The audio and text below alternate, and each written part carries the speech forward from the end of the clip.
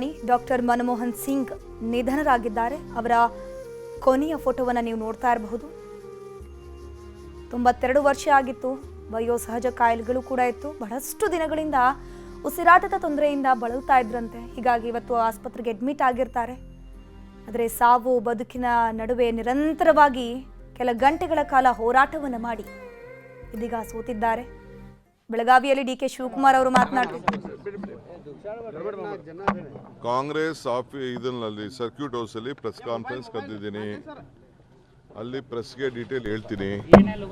ನೀವೆಲ್ಲ ಕೂಡಲೇ ಅಲ್ಲಿಗೆ ಬನ್ನಿ. ಬಟ್ ಒಂದು ವಿಚಾರ ಮಾತ್ರ ಏನಂತ ಅಂದರೆ, ಈ ಒಂದು ಪರಿಸ್ಥಿತಿಯಲ್ಲಿ ನಮ್ಮ ದೇಶದ ಮಾಜಿ ಪ್ರಧಾನಮಂತ್ರಿಗಳಿಗೆ ಗೌರವ ಸಲ್ಲಿಸಬೇಕಾಗಿದೆ.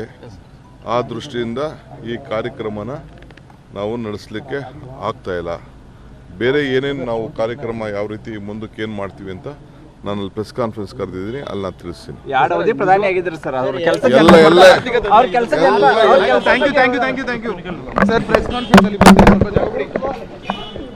ಮನಮೋಹನ್ ಸಿಂಗ್ರನ್ನ ನಾವು ಕಳೆದುಕೊಂಡಿದ್ದೇವೆ. ಭಾರತ ನಿಜವಾಗಿಯೂ ಇವತ್ತು ಅವ್ರನ್ನ ಕಳೆದುಕೊಂಡು ಬಡವಾಗಿದೆ. ನಮ್ಮ ರಾಷ್ಟ್ರಕ್ಕೆ ಅವರ ಅಗಲುವಿಕೆಯ ದುಃಖವನ್ನು ಸಹಿಸ್ತಕ್ಕಂಥ ಶಕ್ತಿಯನ್ನು ನೀಡಲಿ ಅಂಥೇಳಿ ನಾನು ಪ್ರಾರ್ಥಿಸ್ತೇನೆ.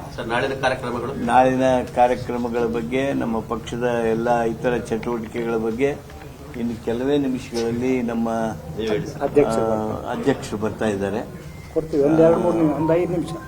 ಆ ಕೆಲವೇ ನಿಮಿಷಗಳು ಬಂದ ಮೇಲೆ ಅವರು ಅಧಿಕೃತವಾಗಿ ಅದನ್ನ ಹೇಳ್ತೀನಿ.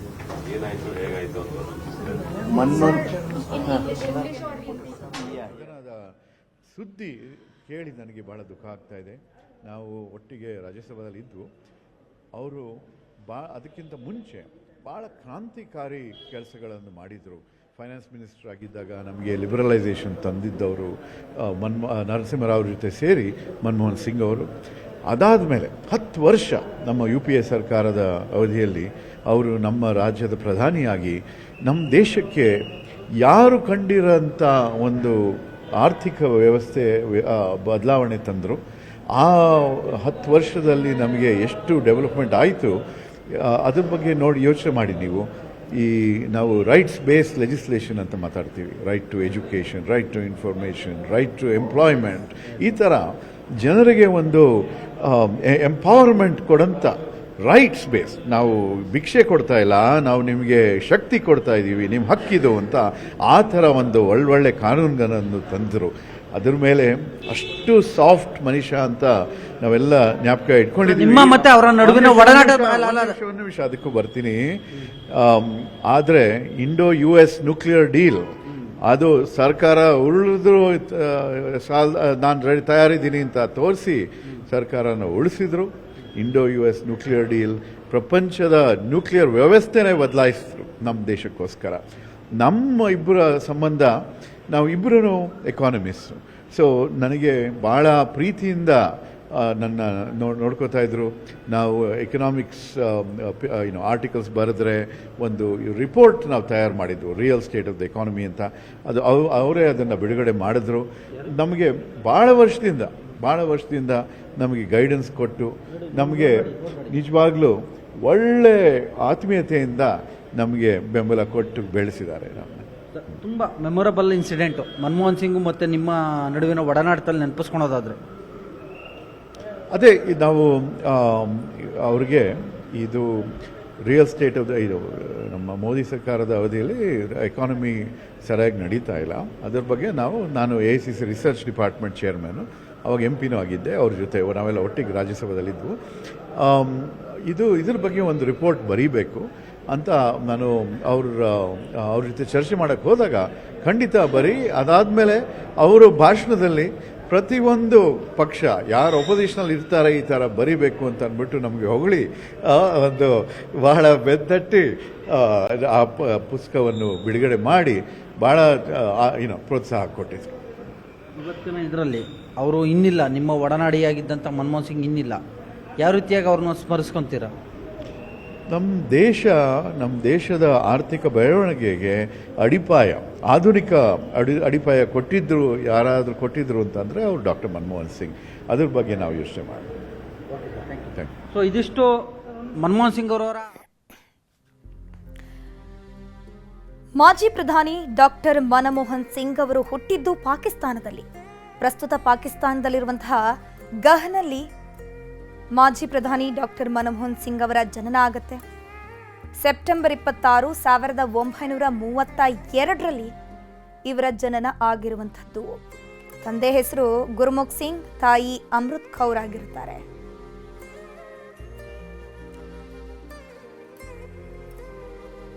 ನಮ್ಮ ಜೊತೆ ಮಾತನಾಡೋದಕ್ಕೆ ಕಾಂಗ್ರೆಸ್ನ ಮುಖಂಡರಾಗಿರುವಂತಹ VR ಸುದರ್ಶನ್ ಅವರು ದೂರವಾಣಿ ಸಂಪರ್ಕದಲ್ಲಿ ಜಾಯ್ನ್ ಆಗಿದ್ದಾರೆ. ಸರ್ ನಮಸ್ತೆ. ನಮಸ್ಕಾರಮ್ಮ. ಸರ್, ಶಾಕಿಂಗ್ ನ್ಯೂಸ್ ಅಂತಾನೆ ಹೇಳಬಹುದು. ಮಾಜಿ ಪ್ರಧಾನಿ ಡಾಕ್ಟರ್ ಮನಮೋಹನ್ ಸಿಂಗ್ ಇನ್ನಿಲ್ಲ. ಅವರ ಒಂದು ಸಾಧನೆಯನ್ನ ಈ ಕ್ಷಣದಲ್ಲಿ ಮೆಲುಕು ಹಾಕೋದಾದ್ರೆ ಏನ್ ಹೇಳ್ತೀರಾ ಅಂತ? ಡಾಕ್ಟರ್ ಮನಮೋಹನ್ ಸಿಂಗ್ ಅವರಿಗೆ ಗೌರವಪೂರ್ವಕವಾದಂತಹ ನಮನಗಳನ್ನ ಈ ಸಂದರ್ಭದಲ್ಲಿ ನಾನು ಸಲ್ಲಿಸ್ತಾ ಇದ್ದೇನೆ. ಅವರ ಆತ್ಮಕ್ಕೆ ಶಾಂತಿಯನ್ನ ಸಿಗ್ಲಿ ಅಂತ ಹೇಳಿ ಭಗವಂತನಲ್ಲಿ ಪ್ರಾರ್ಥನೆಯನ್ನ ಮಾಡ್ತಾ ಇದ್ದೇನೆ. ಮತ್ತೆ ಅವರ ಕುಟುಂಬಕ್ಕೂ ಕೂಡ ಒಳ್ಳೆಯದಾಗ್ಲಿ ಅಂತ ಹೇಳಿ ಭಗವಂತನಲ್ಲಿ ಪ್ರಾರ್ಥನೆಯನ್ನ ಮಾಡ್ತಾ, ಇಡೀ ದೇಶ ಇತಿಹಾಸದ ಎಲ್ಲ ಕಾಲಕ್ಕೂ ಕೂಡ ಅವರನ್ನ ನೆನಪು ಮಾಡ್ಕೋಬೇಕಾಗತ್ತೆ. ಭಾರತದ ಪ್ರಗತಿಗೆ, ಅದರಲ್ಲೂ ಕೂಡ ವಿಶೇಷವಾಗಿ ಆರ್ಥಿಕ ಸುಧಾರಣೆಗಳನ್ನ ಜಾರಿಗೆ ತಂದಂತದ್ದು ಒಂದು ರೀತಿ ಅದು ಆರ್ಥಿಕ ಕ್ರಾಂತಿ ಕೂಡ. ಅದು ಬಹಳ ದೊಡ್ಡ ಸುಧಾರಣೆ ಬದಲಾವಣೆಗಳನ್ನ ತಂದಂತ ಒಬ್ಬ ನೇತಾರ. ದೂರದೃಷ್ಟಿಯಿಂದ ಅತ್ಯಂತ ಪ್ರಾಮಾಣಿಕವಾದಂತ, ಪಾರದರ್ಶಕವಾಗಿ ತಮಗೆ ಬಂದಂತ ಜವಾಬ್ದಾರಿಗಳನ್ನ ಅವರು ಮಾಡ್ಕೊಂಡು ಬಂದಿದ್ದಾರೆ. ದೇಶದ ಸಂಕಷ್ಟದ ಸಂದರ್ಭದಲ್ಲಿ ಆ ಸಂಕಷ್ಟದಿಂದ ಪಾರ್ ಮಾಡ್ತಕ್ಕಂಥ ಒಂದು ಪ್ರಯತ್ನವನ್ನ ಅವರು ಪ್ರಾಮಾಣಿಕವಾಗಿ ಅವರು ಮಾಡಿದ್ದಾರೆ. ಅದರ ಪರಿಣಾಮ ಇವತ್ತು ಇಷ್ಟೊಂದು ದೊಡ್ಡ ಸುಧಾರಣೆಗಳನ್ನ ಈ ದೇಶದಲ್ಲಿ ನಾವು ನೋಡೋದಕ್ಕೆ ಆರ್ಥಿಕವಾಗಿ ಸಾಧ್ಯ ಆಗಿದೆ. ಮತ್ತೆ ಪ್ರಧಾನಮಂತ್ರಿಗಳಾಗಿ, ಪ್ರಚಾರಕ್ಕಾಗಿ ಅವರು ಪ್ರಧಾನಮಂತ್ರಿಗಳಾಗಿ ಕೆಲಸವನ್ನ ಮಾಡಲಿಲ್ಲ. ಜನರ ಬದುಕನ್ನ ಸುಧಾರಣೆ ಮಾಡ್ಲಿಕ್ಕೋಸ್ಕರ ಏನೆಲ್ಲ ಕಾರ್ಯಕ್ರಮಗಳ ಅಗತ್ಯ ಇದೆ, ಅದು ಸಂವಿಧಾನದ ಆಶಯಗಳನ್ನ ಒಳಗೊಂಡಂತೆ ಆ ಹಿನ್ನೆಲೆಯಲ್ಲಿ ತಂದಂತ ಕಾರ್ಯಕ್ರಮಗಳಿದ್ದಾವಲ್ಲ. ಈಗ right to education, food security act, ಆಮೇಲೆ ಗ್ರಾಮೀಣ ಪ್ರದೇಶದ ಜನರಿಗೆ ಮಹಾತ್ಮ ಗಾಂಧಿ ಅವರ ಹೆಸರಿನಲ್ಲಿ ತಂದಂತ ಕಾರ್ಯಕ್ರಮ, ನರೇಗಾ ಕಾರ್ಯಕ್ರಮ, ಈ ರೀತಿಯ ಕಾರ್ಯಕ್ರಮಗಳನ್ನ ಅವರು ದೇಶದ ಪ್ರಧಾನಮಂತ್ರಿಗಳಾಗಿ ಕಾರ್ಯಕ್ರಮಗಳನ್ನ, ಕಾನೂನುಗಳನ್ನ ಜಾರಿಗೆ ತಂದಂತವರು. ಹಾಗಾಗಿ ಇಡೀ ದೇಶ ಅವರಿಗೆ ಗೌರವಪೂರ್ವಕವಾದಂತಹ ನಮನಗಳನ್ನ ಸಲ್ಲಿಸಬೇಕಾಗತ್ತೆ ಅನ್ನುವಂಥದ್ದು ನನ್ನ ಅಭಿಪ್ರಾಯ. ಅಮ್ಮ ಸರ್, ನೀವು ಕೂಡ ಹಲವಾರು ಬಾರಿ ಅವ್ರನ್ನ ಮೀಟ್ ಮಾಡಿರ್ತೀರಾ. ಅವ್ರನ್ನ ಭೇಟಿಯಾದಂತಹ ಸಂದರ್ಭದಲ್ಲಿ ಅವರ ವ್ಯಕ್ತಿತ್ವಗಳು ಹೇಗಿತ್ತು ಅಂತ, ಯಾವ ರೀತಿ ಮಾತನಾಡ್ತಾ ಇದ್ರು? ನಾನು ಅವ್ರನ್ನ ಮೊದಲು ಭೇಟಿಯಾಗಿದ್ದು ಅವರು ರಾಜ್ಯಸಭೆಯಲ್ಲಿ ವಿರೋಧ ಪಕ್ಷದ ನಾಯಕರಾಗಿದ್ದಂತ ಸಂದರ್ಭದಲ್ಲಿ. ರಾಜ್ಯಸಭೆಯಲ್ಲಿ ವಿರೋಧ ಪಕ್ಷದ ನಾಯಕರಾಗಿ ಕೂಡ ವಿಷಯಾಧಾರಿತವಾಗಿ ಕೂಡ ಅವರು ವಿಷಯಗಳನ್ನ ಮಂಡನೆಯನ್ನ ಮಾಡ್ತಾ ಇದ್ರು ಅವರು.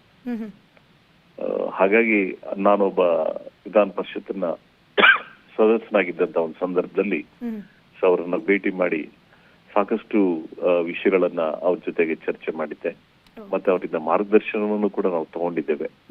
ಮತ್ತೆ ಪ್ರಧಾನಮಂತ್ರಿಗಳಾಗಿದ್ದಂತ ಸಂದರ್ಭದಲ್ಲಿ ನಾನು ಸಭಾಪತಿಯಾಗಿ ಅವರನ್ನ ಭೇಟಿ ಮಾಡಿದ್ದೆ. ನಾನು ಸಭಾಪತಿ, ಕರ್ನಾಟಕ ವಿಧಾನ ಪರಿಷತ್ತಿನ ಸಭಾಪತಿ 2004 ಮತ್ತೆ 2006ವರೆಗೂ ಸಭಾಪತಿ ಇದ್ದಾಗ, ಸೊ ಪ್ರಾರಂಭದ ದಿನಗಳಲ್ಲಿ ಅವರಲ್ಲಿ ನಾನು ಭೇಟಿಯನ್ನ ಮಾಡಿ ರಾಜ್ಯದ ಆಗುಹೋಗುಗಳ ಬಗ್ಗೆ ಮತ್ತು ರಾಜ್ಯಕ್ಕೆ ಆಗ್ಬೇಕಾಗಿರ್ತಕ್ಕಂಥ ಅನುಕೂಲಗಳ ಬಗ್ಗೆನೂ ಕೂಡ ನಾನು ಪತ್ರವನ್ನು ಕೊಟ್ಟು ಅವರಿಗೆ ಮನವಿಯನ್ನ ಮಾಡ್ಕೊಂಡು ಬಂದಿದ್ದೆ.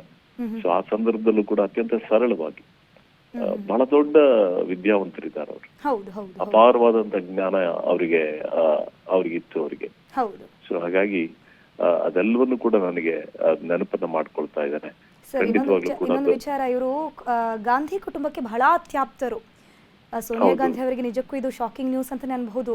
ಸದ್ಯಕ್ಕೆ ಅವರ ಒಂದು ಗಾಂಧಿ ಕುಟುಂಬದ ಜೊತೆ ಇದ್ದಂತಹ ಬಾಂಧವ್ಯವನ್ನ ಮೆಲುಕು ಹಾಕೋದಾದ್ರೆ ಸರ್, ಅವರಿಗೆ ಒಂದು ವಿಶ್ವಾಸ, ಯಾವಾಗಲೂ ಕೂಡ ಒಂದು ವಿಶ್ವಾಸ, ನಂಬಿಕೆ ಬಹಳ ದೊಡ್ಡದು. ಸಾರ್ವಜನಿಕ ಜೀವನದಲ್ಲಿ ಕೆಲಸ ಮಾಡತಕ್ಕಂತ ಒಂದು ಸಂದರ್ಭದಲ್ಲಿ ವಿಶ್ವಾಸ ಮತ್ತು ನಂಬಿಕೆ ಇದ್ದಾಗ ಮಾತ್ರ ನಾವು ಪರಿಣಾಮಕಾರಿಯಾಗಿ ಕೆಲಸ ಮಾಡೋದಕ್ಕೆ ಸಾಧ್ಯ.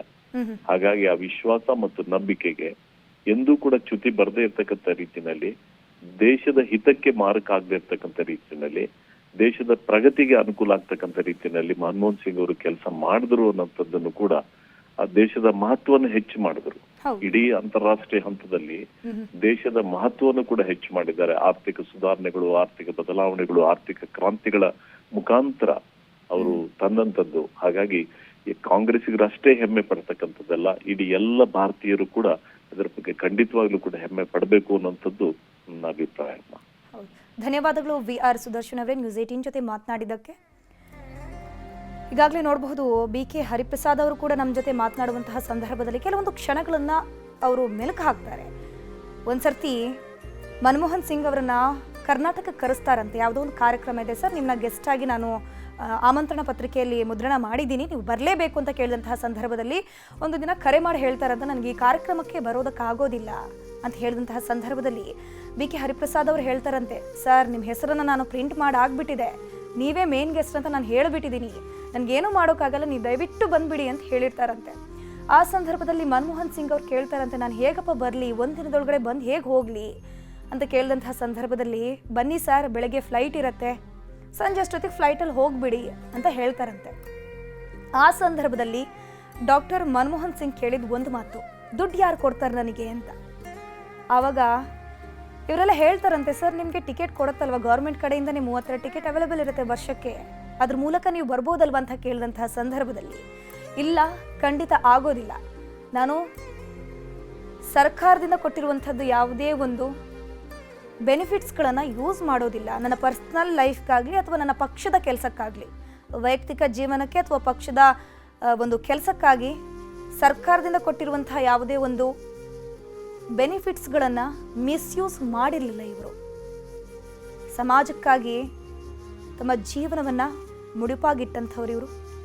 ಸದ್ಯಕ್ಕೆ ನಮ್ಮ ನಗಲಿ ಬಾರದ ಊರಿಗೆ ಪ್ರಯಾಣವನ್ನು ಬೆಳೆಸಿದ್ದಾರೆ. ಹಣಕಾಸು ಸಚಿವ RBI ಗವರ್ನರ್ ಆಗಿ ಇವರು ಸೇವೆಯನ್ನು ಸಲ್ಲಿಸಿದ್ದಾರೆ. ಪ್ರಧಾನಮಂತ್ರಿಯ ಹುದ್ದೆಯನ್ನು ಅಲಂಕರಿಸೋ ಮೊದಲು ಬಹಳಷ್ಟು ಅಧಿಕಾರಿಗಳ ಹುದ್ದೆಯನ್ನು ಅಲಂಕಾರವನ್ನು ಮಾಡಿರುವಂಥವ್ರು ಇವರು. ಪ್ರಸ್ತುತ ಪಾಕಿಸ್ತಾನದ ಗುಹ್ನಲ್ಲಿ ಜನನ ಆಗುತ್ತೆ. ಸೆಪ್ಟೆಂಬರ್ 26, 1932 ದೇಶ ಕಂಡಂತಹ ಅತ್ಯದ್ಭುತ ಮಾಜಿ ಪ್ರಧಾನಿಯಾಗಿದ್ದಂತಹ ಡಾಕ್ಟರ್ ಮನಮೋಹನ್ ಸಿಂಗ್ ಅವರ ಜನನ ಆಗುತ್ತೆ. ಗುರುಮುಖ್ ಸಿಂಗ್, ಅಮೃತ್ ಕೌರ್ ದಂಪತಿಗೆ ಹುಟ್ಟಿದಂತಹ ಮಗುವೆ ಮನಮೋಹನ್ ಸಿಂಗ್ ಅವರು. ಬಹಳಷ್ಟು ಮೃದು ಸ್ವಭಾವದವರು, ತುಂಬಾ ನಾಚಿಕೆ ಉಳ್ಳಂತಹ ವ್ಯಕ್ತಿಯವರಾಗಿದ್ರಂತೆ ಇವರು ಕೂಡ. ಇವರಿಗೆ 3 ಜನ ಮಕ್ಕಳು, ಉಪಿಂದರ್, ದಮನ್ ಮತ್ತು ಅಮೃತ್. ಗುರುಶರಣ್ ಕೌರ್ ಇವರ ಧರ್ಮಪತ್ನಿ.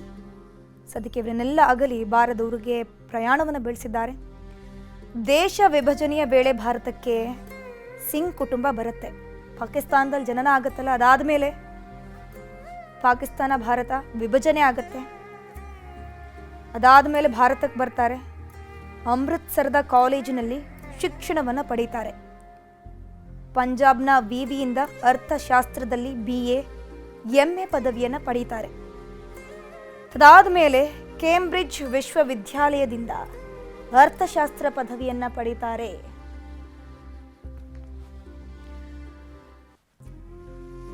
ನಮ್ಮ ಜೊತೆ ಮಾತನಾಡೋದಕ್ಕೆ ಸ್ಪೀಕರ್ ಆಗಿರುವಂತಹ UT ಖಾದರ್ ದೂರವಾಣಿ ಸಂಪರ್ಕದಲ್ಲಿ ಜಾಯ್ನ್ ಆಗಿದ್ದಾರೆ. ಸರ್ ನಮಸ್ತೆ. ನಮಸ್ತೆ ಸರ್, ಶಾಕಿಂಗ್ ನ್ಯೂಸ್. ಮಾಜಿ ಪ್ರಧಾನಿ ಡಾಕ್ಟರ್ ಮನಮೋಹನ್ ಸಿಂಗ್ ಅವರು ಇನ್ನಿಲ್ಲ. ಅವ್ರ ಜೊತೆ ಕಳೆದಂತಹ ಕ್ಷಣಗಳು, ಅವರು ಮಾಡಿರುವಂತಹ ಸಾಧನೆಯನ್ನ ಈ ಕ್ಷಣದಲ್ಲಿ ನಾವು ನೆನಪು ಮಾಡೋದಾದ್ರೆ, ನವಭಾರತದ ಚಾಣಕ್ಯ ಇವತ್ತು ಅಸ್ತವ್ಯಸ್ತರಾಗಿದ್ದಾರೆ. ಯಾಕಂತ ಹೇಳಿದ್ರೆ ಇವತ್ತು ನವಭಾರತಕ್ಕೆ ಒಂದು ಆರ್ಥಿಕದ ಒಂದು ಅರ್ಥಶಾಸ್ತ್ರ ಬರೆದವರು ಅದು ಮನಮೋಹನ್ ಸಿಂಗ್ ಅವರು. ಇವತ್ತು ಪ್ರತಿಯೊಂದು ಭಾರತ ದೇಶದ ಪ್ರತಿಯೊಬ್ಬರ ಮನೆಯಲ್ಲಿ ಆರ್ಥಿಕ ವ್ಯವಸ್ಥೆಯ ಒಂದು ಅವಕಾಶವಿದ್ದಲ್ಲಿ ಅದು ಅವರು ಹಾಕಿದಂತ ದೂರದೃಷ್ಟಿಯ ಕಾರ್ಯಕ್ರಮಗಳು. ಇವತ್ತು ಒಂದು ಕಾಲದಲ್ಲಿ ಅವರು ಅಧಿಕಾರ ಸ್ವೀಕರಿಸುವ ಮುಂಚೆ ಭಾರತ ದೇಶದ ಬಂಗಾರವನ್ನು ಅಡವಿಟ್ಟು ವಿಶ್ವದಲ್ಲಿ ಲೋನ್ ಪಡೆಯುವಂತ ಪರಿಸ್ಥಿತಿ ಇತ್ತು. ಅವರು ಅಧಿಕಾರ ವಹಿಸಿಕೊಂಡ ನಂತರ ಇವತ್ತು ದೂರದೃಷ್ಟಿತ್ವದ ಆರ್ಥಿಕ ನೀತಿಯಿಂದ ವಿದೇಶದಲ್ಲಿದ್ದಂತ ಎಲ್ಲ ಬಂಗಾರವನ್ನು ಅಡವಿಟ್ಟ ಬಂಗಾರ ಬಿಡುಗಡೆಗೊಳಿಸಿ ನಮ್ಗೆ ಇಡೀ ವಿಶ್ವದಲ್ಲೇ ಆರ್ಥಿಕ ವ್ಯವಸ್ಥೆ ಕೀರ್ತಿ ಅಂತಂದ್ರು. ಅಮೆರಿಕದಂತ ದೇಶ ಬ್ಯಾಂಕ್ ಇವತ್ತು ನಷ್ಟಕ್ಕೊಳಪಟ್ಟು ಆರ್ಥಿಕ ವ್ಯವಸ್ಥೆಯಲ್ಲಿ ತಲ್ಲಣವಲ್ಲಣ ಆಯ್ತು. ಹೌದು. ಅದು ಮನಮೋಹನ್ ಸಿಂಗ್ ಕಾಲದಲ್ಲಿ ಬಹುತೇಕ ಸುದೃಢವಾಗಿ ವಿಶ್ವದಲ್ಲಿ ಎಲ್ಲಾ ಕಡೆ ಕೆಳಗಾದ್ರೂ ಕೂಡ ಭಾರತದ ಆರ್ಥಿಕ ವ್ಯವಸ್ಥೆ ಅಷ್ಟು ಸದೃಢವಾಗಿ ನಿಂತಿತ್ತು. ಅದಲ್ಲದೆ ಹಲವಾರು ಯೋಜನೆಗಳು, ಇವತ್ತು ನ್ಯೂಕ್ಲಿಯರ್ ಟ್ರೀಟಿಯನ್ನು ಕೂಡ ಫುಲ್ ಆಗಿ ಸಂಪೂರ್ಣವಾದ ಇವತ್ತು ಬಹುಮತ ಇಲ್ಲದಿದ್ರು ಕೂಡ ತನ್ನ ಅಧಿಕಾರದ ಓದುವ ಚಿಂತೆ ಎಲ್ಲ ಭವಿಷ್ಯದ ಭಾರತಕ್ಕೆ ಬೇಕಂತೇಳಿ ನ್ಯೂಕ್ಲಿಯರ್ ಟ್ರೀಟಿಯನ್ನು ತಂದು ಅದು ಪಾರ್ಲಿಮೆಂಟ್ ಅಲ್ಲಿ ಪಾಸ್ ಮಾಡಿ ಈ ದೇಶಕ್ಕೆ ದೊಡ್ಡ ಮಟ್ಟದ ಒಂದು ಕೊಡುಗೆಯನ್ನು ಕೊಟ್ಟಿರ್ತಾರೆ. ಅದಕ್ಕಂತ ದೊಡ್ಡ ಮಟ್ಟದ ಆರ್ಥಿಕ ತಜ್ಞ, ದೂರದೃಷ್ಟಿತ್ವದ ಒಂದು ನಾಯಕತ್ವ, ಅಷ್ಟು ಅಲ್ಲದೆ ಎಷ್ಟೇ ದೊಡ್ಡ ಸ್ಥಾನಕ್ಕೋದ್ರೂ ಕೂಡ ಯಾವುದೊಂದು ಅಹಂಕಾರವಿಲ್ಲದೆ ಅತ್ಯಂತ ಸರಳತೆಯಿಂದ, ಅತ್ಯಂತ ಸೌಮ್ಯತೆಯಿಂದ, ಕಡಿಮೆ ಮಾತಾಡಿ ಹೆಚ್ಚಿನ ಕೆಲಸ ಮಾಡಿಕೊಂಡು ವಿಶ್ವದಲ್ಲೇ ಅತ್ಯಂತ ಗೌರವ ಪಡೆದಂತ ಒಂದು ವ್ಯಕ್ತಿತ್ವ ಅಂತ ಹೇಳಲಿಕ್ಕೆ ನಾನು ಇವತ್ತು ಬಯಸ್ತೇನೆ. ಬಹುಶಃ ಇವತ್ತು ಅವರ ಅಗಲಿಕೆ ಬಹುಶಃ ನಮ್ಗೆ ಅತ್ಯಂತ ಒಂದು ತುಂಬಾ ನಷ್ಟವಾಗಿದೆ. ಅವತ್ತು ಡಿಮಾನಿಟೈಸೇಷನ್ ಸಂದರ್ಭದಲ್ಲಿ ಅವರೆಲ್ಲ ಮಾತು ಈಗಲೂ ಎಲ್ಲರಿಗೂ ಕೂಡ ನೋಡ್ತೇವೆ. Historical it is a mistake and organised loot ಅಂತೇಳಿ ಅವತ್ತು ಆದ ದಿವಸವೇ ಅವ್ರು ಹೇಳಿದ ಮಾತಿದ್ರೆ ಅವ್ರ ಅನುಭವ ಎಷ್ಟಿದೆ ಅಂತ ಒಂದ್ ಎರಡು ವಾಕ್ಯದ ನಮ್ಗೆ ಇವತ್ತು ನಮ್ಗೆ ಅದು ಅರ್ಥವಾಗ್ತದೆ. ಅಂತ ಒಂದು ದೊಡ್ಡ ಮಟ್ಟದ ವ್ಯಕ್ತಿತ್ವ ಮತ್ತು ಅವರ ಸರಳ ಸಜ್ಜನಿಕೆ, ಅವರೊಂದು ವ್ಯಕ್ತಿತ್ವ ಎಲ್ಲ ಯುವ ರಾಜಕಾರಣಿಗಳಿಗೆ, ಯುವಕರಿಗೆ, ಈ ದೇಶದ ವಿದ್ಯಾರ್ಥಿಗಳು ಮಾದರಿ ಆಗಬೇಕು. ಅವರ ಆತ್ಮಕ್ಕೆ ಶಾಂತಿ ಶಿಕ್ಷಣ ಕೋರ್ತೇನೆ. ಅವರ ಕುಟುಂಬಸ್ಥರಿಗೆ, ಅಭಿಮಾನಿ ವರ್ಗದವರಿಗೆ ಅವರ ಅಗಲಿಕೆ ನೋವಂತ ಶಕ್ತಿಯ ಪರಮಾತ್ಮ ಕೊಡ್ಲಿಕ್ಕೆ ಹೇಳಲಿಕ್ಕೆ ಬಯಸ್ತೇನೆ. ಓಕೆ ಸರ್, ಈಗ ಬೆಳಗಾವಿಯಲ್ಲಿ ಇದ್ದೀರಾ, ನಾಳೆ ಎಲ್ಲ ಕಾಂಗ್ರೆಸ್ ನಾಯಕರು ಅಲ್ಲಿಗೆ ಹೋಗ್ತೀರಾ, ನೀವು ಹೋಗ್ತೀರಾ ಅವ್ರ ಜೊತೆ ದೆಹಲಿಗೆ ಅಂತ? ಹೌದು. ಈಗ ನಮ್ಮ ವಿಧಾನಸೌಧದಲ್ಲಿ ಇದ್ದಂತಹ ಗಾಂಧಿ ಅನಾವರಣ ಮುಂದೂಡಲಾಗಿದೆ, ಅಧಿವೇಶನ ರದ್ದುಪಡಿಸಲಾಗಿದೆ. ಅದು ಈಗಾಗಲೇ ನಮ್ಮ ಪಕ್ಷದ ಅಧ್ಯಕ್ಷರ ಡಿ.ಕೆ. ಶಿವಕುಮಾರ್ ನಮಗೆ ಫೋನ್ ಮುಖಾಂತರ ತಿಳಿಸಿದ್ದಾರೆ. ಓಕೆ, ಧನ್ಯವಾದಗಳು ಯುಟಿ ಖಾದರ್ ಅವರೇ ನ್ಯೂಸ್ 18 ಜೊತೆ ಮಾತನಾಡಿದ್ದಕ್ಕೆ.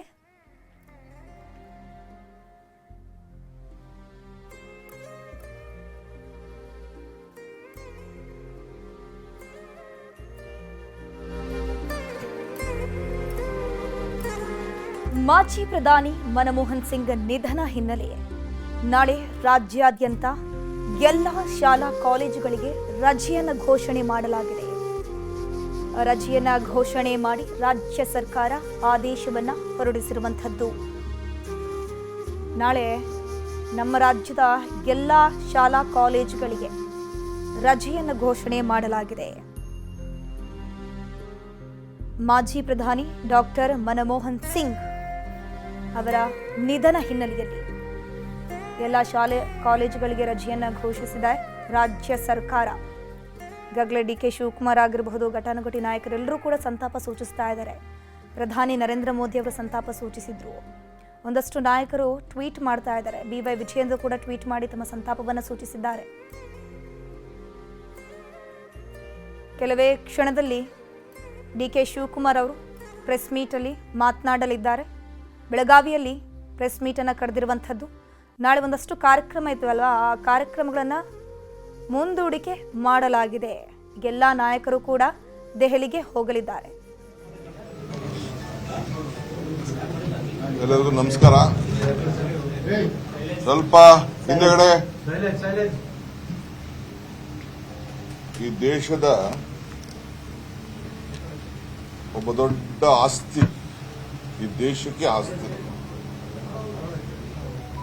ನಮ್ಮ ರಾಷ್ಟ್ರದ ಹಿರಿಯ ನಾಯಕರು, ನಮ್ಮ ನೆಚ್ಚಿನ ಪ್ರಧಾನಮಂತ್ರಿಗಳು, ಕಾಂಗ್ರೆಸ್ ಪಕ್ಷದ ಅಧ್ಯಕ್ಷರಾಗಿ ಸೇವೆಯನ್ನು ಮಾಡಿದಂಥವ್ರನ್ನ 92ನೇ ವಯಸ್ಸಿನಲ್ಲಿ ಕಳ್ಕೊಂಡಿದ್ದೇವೆ. ಅಬ್ದುಲ್ ಕಲಾಂ ರವರು ಈ ದೇಶದ ಪ್ರಧಾನಮಂತ್ರಿ ಮಾಡಬೇಕು ಅಂತ ಹೇಳಿ ಸೋನಿಯಾ ಗಾಂಧಿ ಅವರಿಗೆ ಆಹ್ವಾನಿಸಿದಾಗ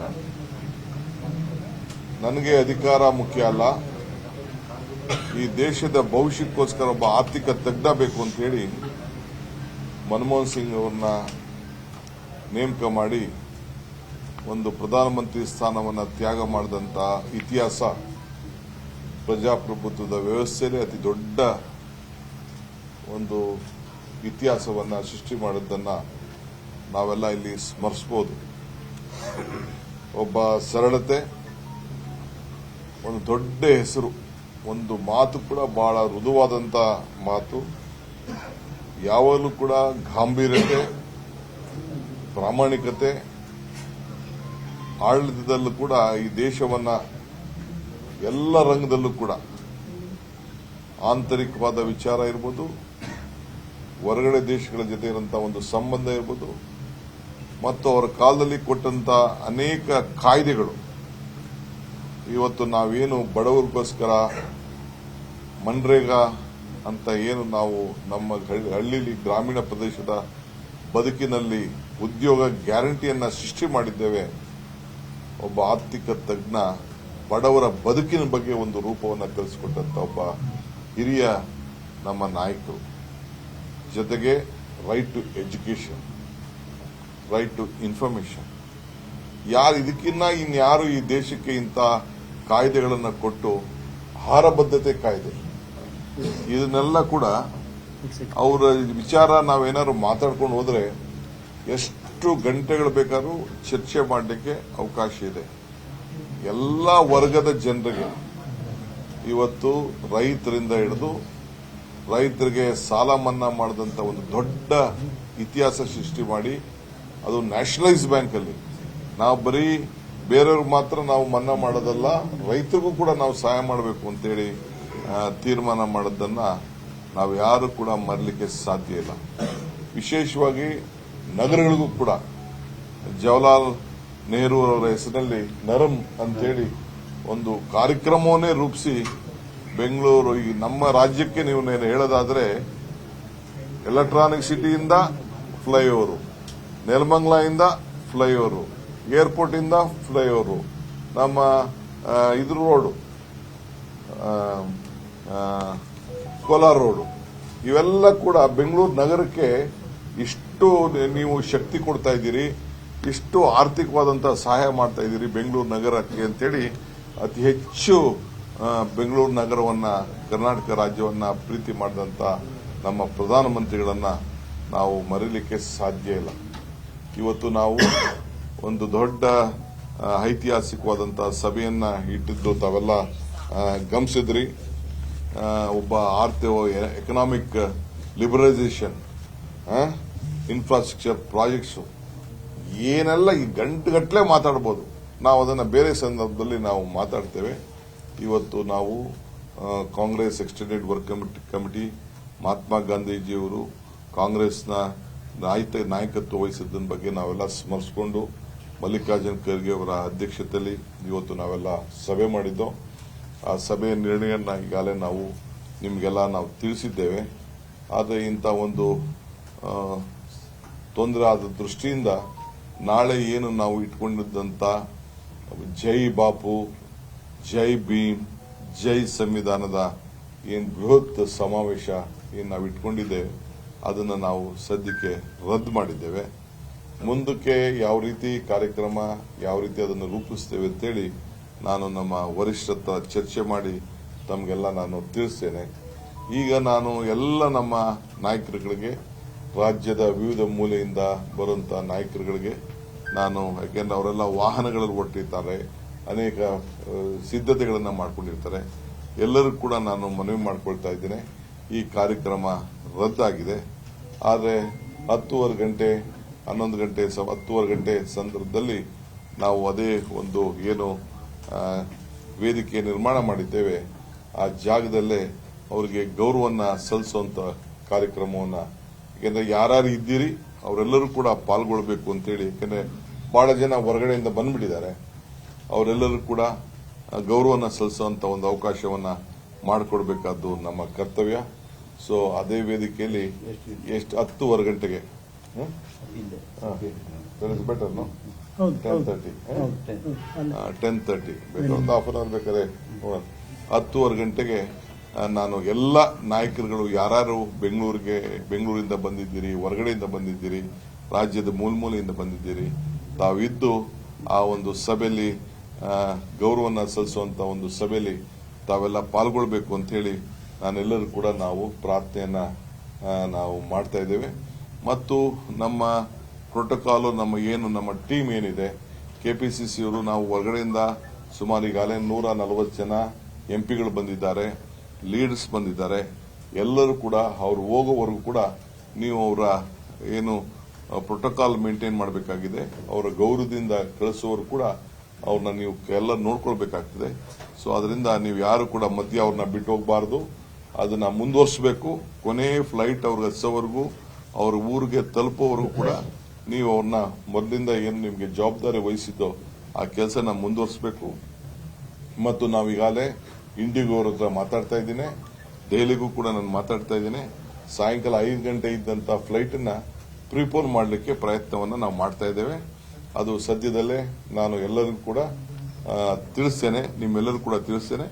ಸಂಬಂಧಪಟ್ಟಂತ ಎಲ್ಲ ಎಂಪಿಸ್ ಯಾರು ಇಲ್ಲಿದ್ದಾರೆ, ವರ್ಕಿಂಗ್ ಕಮಿಟಿ ಮೆಂಬರ್ಸ್ ಯಾರಿದ್ದಾರೆ, ಪಿಸಿಸಿ ಪ್ರೆಸಿಡೆಂಟ್ಸ್ ಯಾರಿದ್ದಾರೆ, ವಿಶೇಷವಾದ ನಮ್ಮ ಕಾರ್ಯದರ್ಶಿಗಳು ಯಾರು ಇಲ್ಲಿ ಇದ್ದಾರೆ, ಎಲ್ಲರಿಗೂ ಕೂಡ ನಮ್ಮ ಚೀಫ್ ಮಿನಿಸ್ಟರ್ಸ್ಗೆ ಗೊತ್ತೇ ಆಗ್ತದೆ.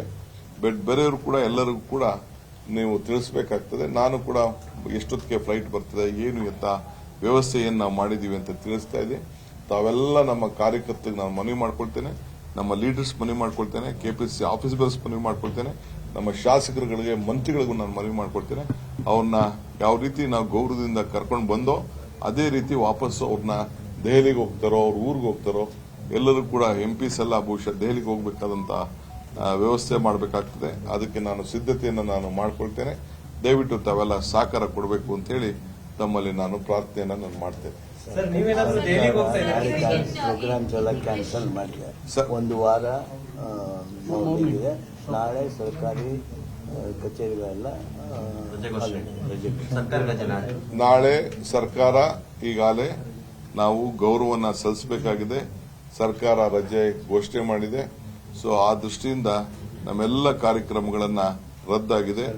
ಸರ್ಕಾರಿ ಕಾರ್ಯಕ್ರಮಗಳನ್ನ ಮತ್ತು ನಮ್ಮ ಪಕ್ಷದ ಕಾರ್ಯಕ್ರಮ ಇದೊಂದು ಮಾರ್ನಿಂಗ್ ಒಂದು ಬಿಟ್ರೆ ಮಿಕ್ಕಿದೆಲ್ಲ ಕಾರ್ಯಕ್ರಮಗಳನ್ನ ನಾವು ರದ್ದು ಮಾಡುವಂತ ವ್ಯವಸ್ಥೆಯನ್ನ ನಾವು ಮಾಡಿದ್ದೇವೆ. ದಯವಿಟ್ಟು ಒಂದು ವಾರ ಏನು ಸರ್ಕಾರ ಶೋಕ ಆಚರಣೆ ಮಾಡಬೇಕು ಅಂತಿದೆ ಅದನ್ನು ನಾವು ಯಥಾಸ್ಥಿತಿ ನಾವು ಮುಂದುವರಿಸ್ತೇವೆ. ಇಲ್ಲಿ ಲೈಟಿಂಗ್ ವ್ಯವಸ್ಥೆ ಏನಿದೆ ಅದನ್ನ ಬೆಳಗ್ಗೆ ನಾನು ಚೀಫ್ ಮಿನಿಸ್ಟರ್ ನಾನು ಮಾತಾಡ್ಬಿಟ್ಟು ನಾನು ಮತ್ತೆ ನಿಮಗೆ ನಾನು ಏರ್ಪಾಟನ್ನು ತಮಗೆ ತಿಳಿಸ್ತೀನಿ. ಯಾಕೆಂದ್ರೆ ಬಹಳ ಸಾರ್ವಜನಿಕರು ಇದ್ರ ಬಗ್ಗೆ ಬಹಳ ತರಾತುರಿಯಿಂದ ಲಕ್ಷಾಂತರ ಜನ ಬಂದು ನೋಡ್ತಾ ಇದ್ದಾರೆ. ಆ ವಿಚಾರದಲ್ಲಿ ಏನಿದೆ ಅನ್ನೋದನ್ನ ನಾನು ಮುಖ್ಯಮಂತ್ರಿಗಳ ಹತ್ರ ಚರ್ಚೆ ಮಾಡಿ ನಿಮಗೆ ಮುಂದಕ್ಕೆ ನಾನು ತಿಳಿಸ್ತೇನೆ. ಖಂಡಿತ ನಾನು ಪಕ್ಷದ ಒಬ್ಬ ಅಧ್ಯಕ್ಷರಾಗಿ, ರಾಜ್ಯದ ಮುಖ್ಯಮಂತ್ರಿಯಾಗಿ, ಕೆಲವೆಲ್ಲ ನಮ್ಮ ಸೀನಿಯರ್ ಲೀಡರ್ಸ್ ಎಲ್ಲರೂ ಕೂಡ ಹೋಗ್ಬೇಕಾಗ್ತದೆ. ಬಹುತೇಕರು ಲೀಡರ್ಸ್ ಎಲ್ಲರಿಗೂ ಪರಿಚಯ ಇರೋರು, ನಾವೆಲ್ಲ ಅವ್ರ ಕೈ ಕೆಳಗಡೆ ಕೆಲಸ ಮಾಡಿರೋರು, ನಾವೆಲ್ಲ ಖಂಡಿತ ಹೋಗ್ಬೇಕಾಗ್ತದೆ. ಅದಕ್ಕೆ ಸಪರೇಟ್ ಆಗಿ ವ್ಯವಸ್ಥೆನ ನಾವು ಚೀಫ್ ಮಿನಿಸ್ಟರ್ ಮಾತಾಡ್ಬಿಟ್ಟು ನಿಮಗೆ ತಿಳಿಸ್ತೇವೆ. So I am very sorry to inform all of you, our Padma Vibhushan Dr. Manmohan Singh is no more. It was a very great. ಈಗ ಡಿಸಿಎಂ ಡಿ ಕೆ ಶಿವಕುಮಾರ್ ಅವರು ಕೂಡ ಪ್ರೆಸ್ ಮೀಟ್ ಅನ್ನು ಕರೆದು ಮಾತನಾಡಿದ್ರು. ಅದರಲ್ಲಿ ಸರ್ಕಾರದಿಂದ ನಾಳೆ ಶಾಲಾ ಕಾಲೇಜುಗಳಿಗೆ ರಜೆ ಘೋಷಣೆ ಇರಬಹುದು, ಹಾಗೆಯೇ 7 ದಿನಗಳ ಕಾಲ ಶೋಕಾಚರಣೆಯನ್ನ ಮಾಡಲಿಕ್ಕೆ ಅವರೊಂದು ಆದೇಶವನ್ನು ಹೊರಡಿಸಿರುವಂಥದ್ದು. ಅದರ ಜೊತೆಗೆ ಅಲ್ಲಿ ಏನೋ ಕಾರ್ಯಕ್ರಮ ಆಯೋಜನೆ ಮಾಡಿದ್ದಾರೆ ನೋಡಿ, ಅದು ನಾಳೆಗೆ ಇರೋದಿಲ್ಲ, ಪೋಸ್ಟ್ಪೋನ್ ಮಾಡಲಾಗತ್ತೆ, ಅದನ್ನು ರದ್ದು ಮಾಡಿದ್ದೀವಿ ನಾವು ಅಂತ ಹೇಳಿದ್ದಾರೆ. ಜೊತೆಗೆ ದೇಶದ ದೊಡ್ಡ ಆಸ್ತಿ, ನೆಚ್ಚಿನ ಪ್ರಧಾನಿಯನ್ನ ನಾವು ಕಳ್ಕೊಂಡಿದ್ದೇವೆ. ಅವರು ಸ್ವರ್ಗಸ್ಥರಾಗಿದ್ದಾರೆ ಅಂತ ಗೊತ್ತಾದ ತಕ್ಷಣ ದಿಗ್ಭ್ರಮೆಯಾಗಿದೆ. ಅಂಥ ಒಬ್ಬ ಅತಿ ಶ್ರೇಷ್ಠ ಅರ್ಥ ತಜ್ಞರನ್ನು ಈ ದೇಶ ಕಳೆದುಕೊಂಡಿದೆ, ಈ ಜಗತ್ತು ಕಳ್ಕೊಂಡಿದ್ದೆ. ಜಗತ್ತಿನ ಅತಿ ಶ್ರೇಷ್ಠ, ಅತಿ ಉನ್ನತ ಆರ್ಥಿಕ ತಜ್ಞರಲ್ಲಿ ಒಬ್ಬರಾದಂಥ ಮನಮೋಹನ್ ಸಿಂಗ್ ಅವರು ಇವತ್ತು ನಮ್ಮ ಮುಂದೆ ಇಲ್ಲ. ನಾನು ಅವರ ಜೊತೆಯಲ್ಲಿ ಕೆಲಸ ಮಾಡೋ ಅವಕಾಶ ನನಗೆ ಸಿಕ್ತು. 2004ರಿಂದ 2014ರವರೆಗೂ ರಸ್ತೆ, ರೈಲ್ವೆ, MSME ನಲ್ಲಿ ಕೆಲಸ ಮಾಡಿದೆ. ಆ ಸಂದರ್ಭದಲ್ಲಿ ನನಗೆ ಒಳ್ಳೆಯ ಮಾರ್ಗದರ್ಶನ ಕೊಟ್ಟರು, ಸೂಕ್ಷ್ಮವಾಗಿ ಹೇಳ್ತಾ ಇದ್ರು, ಯಾವತ್ತು ಆದೇಶ ಮಾಡ್ತಾ ಇಲ್ಲ, ಈ ಕೆಲಸ ಮಾಡ್ಬೋದೇನೋ ನೋಡಿ ಅಂತ ಹೇಳ್ತಿದ್ರು. ಸರಳ ಸಜ್ಜನಿಕೆ ಹೆಸರಾದಂಥವರು, ಪ್ರೀತಿ ವಾತ್ಸಲ್ಯದಿಂದ ನೋಡ್ತಿದ್ರು. ಮಂತ್ರಿಗಳನ್ನು ಬಹಳ ಪ್ರೀತಿ ವಾತ್ಸಲ್ಯದಿಂದ ನೋಡಿ ಮಾರ್ಗದರ್ಶನ ನೀಡ್ತಿದ್ರು. ಜೊತೆಗೆ ಆರ್ಥಿಕ ಪರಿಸ್ಥಿತಿ ಇವತ್ತು ರಾಷ್ಟ್ರದಲ್ಲಿ ಇಷ್ಟೊಂದು ಬಲಿಷ್ಠವಾಗಿ ಆಗಬೇಕಾಗಿದ್ದರೆ ಅವರೇ ಮೂಲ ಕಾರಣ. ಅವರು 91ರಲ್ಲಿ ಅರ್ಥ ಸಚಿವರಾದಾಗಿನಿಂದ ಪ್ರಧಾನಮಂತ್ರಿ ಆಗುವವರೆಗೂ, ಪ್ರಧಾನಮಂತ್ರಿ ಆದಾಗಿನಿಂದ ಕ್ರಾಂತಿಕಾರ ಬದಲಾವಣೆಗಳನ್ನು ತಂದರು. ಆ ಬದಲಾವಣೆಗಳು ರೈಟ್ ಇನ್ಫಾರ್ಮೇಷನ್ ಆಕ್ಟ್ ಆಗ್ಬೋದು, ಮನ್ರೇಗಾ ಆಗ್ಬೋದು, ರೈಟ್ ಎಜುಕೇಷನ್ ಮತ್ತು ನ್ಯಾಷನಲ್ ಫುಡ್ ಸೆಕ್ಯೂರಿಟಿ ಆಕ್ಟ್, ಇವೆಲ್ಲವನ್ನು ಕೂಡ ದೇಶದ ಸಮಗ್ರ ಅಭಿವೃದ್ಧಿಗೆ ಮತ್ತು ಆರ್ಥಿಕ ಪರಿಸ್ಥಿತಿಯಲ್ಲಿ ಸಬಲತೆಯನ್ನು ಈ ದೇಶ ಹೊಂದಬೇಕಾದ್ರೆ ಅವರ ಒಂದು ಕೃಷಿ ಅದನ್ನು ಇಷ್ಟು ಅಂತ ಹೇಳೋಕ್ಕಿಲ್ಲ, ಅಷ್ಟೊಂದು ಸೇವೆ ಮಾಡಿದ್ದಾರೆ. ಸರ್, ನಿಮ್ಮ ಮತ್ತು ಅವರ ನಡುವಿನ ಒಡನಾಟದಲ್ಲಿ ತುಂಬ ಮೆಮೊರಬಲ್ ಆಗಿ ಉಳ್ಕೊಳ್ಳೋಂಥ ಸನ್ನಿವೇಶ ಮತ್ತು ಅವರ ಕೊಟ್ಟಂಥ ಒಂದು ಸಲಹೆಗಳು ತುಂಬ